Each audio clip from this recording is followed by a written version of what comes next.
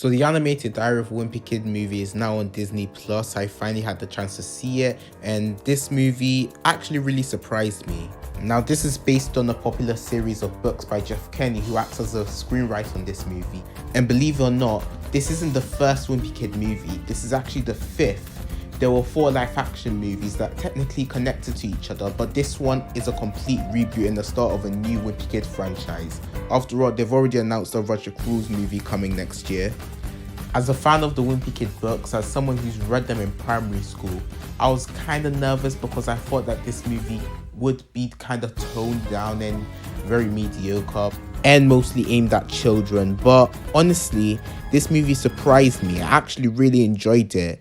It has problems, but we're going to get onto that later on in the video. But I honestly do think that this is definitely much more faithful to the Wimpy Kid books. Live action movies are also very faithful, but they did change a few things to add some emotional punch, and I understood that. And this movie actually does kind of fix the things that the live action movie didn't really add.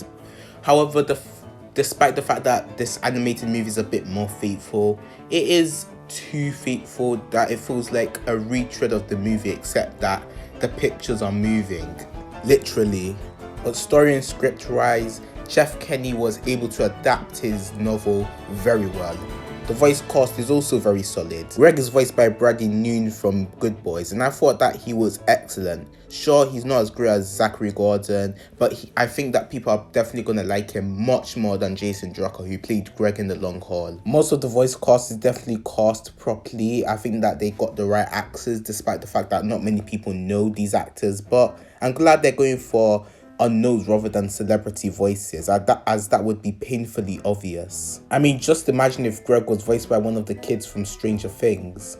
But moving on to the rest of the movie, I think that visually the designs are okay. They're definitely very creepy. They're definitely going to irritate a lot of people.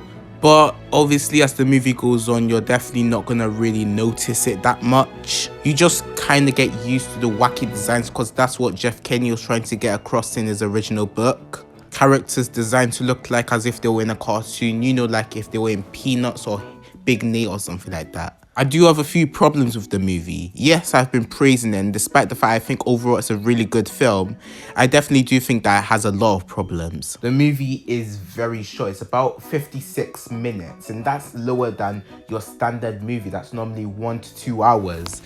And I don't think this is a bad thing. I like movies that are very fast-paced and very short, but I do think that the shortness of this movie doesn't allow the movie to fill in everything from the first book, and that kind of disappointed me because there were some things that the first movie didn't really add.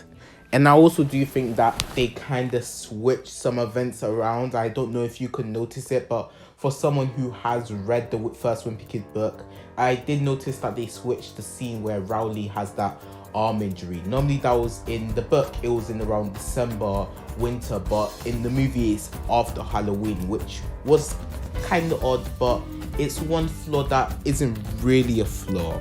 Also, my biggest problem with the movie is Diary of a Wimpy Kid even that big anymore? Don't get me wrong, they're still releasing books and people are still reading them, and the books are always the biggest bestsellers out there. However, I have noticed there has kind of been a decrease in popularity from like this year to a year compared to 2018. Let's go with that. The point I'm trying to say is that this movie does kind of feel unnecessary because Wimpy Kid did kind of die in 2017, 2018. And this movie does feel like one of those films purely made for the fans, and people aren't probably going to see it because of that. So even though this movie kind of lacks the depth that the previous live action movies had, I do think that it is a solid animated movie. If you're a fan of the Wimpy Kid books, you're probably going to like how it's more faithful. I think young kids who still read Wimpy Kid and have started reading Wimpy Kid today are probably going to enjoy it. Overall, it is decent fun. I'm going to give Diary of Wimpy Kid a 7 out of 10, much better than I thought it was going to be. I expected this movie to be good, but definitely not as good as the live action movies. And that's what I got.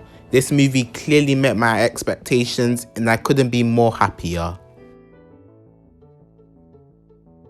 So guys, if you saw the Diary of a Wimpy Kid movie, what did you think about it? Did you like it? Did you hate it? Or were you just in the middle? Let me know in the comments. Thanks for watching, guys. Like, share, comment and subscribe. I've got a ton of interesting content coming for you guys this Christmas season. And I'll catch all of you next time. Peace.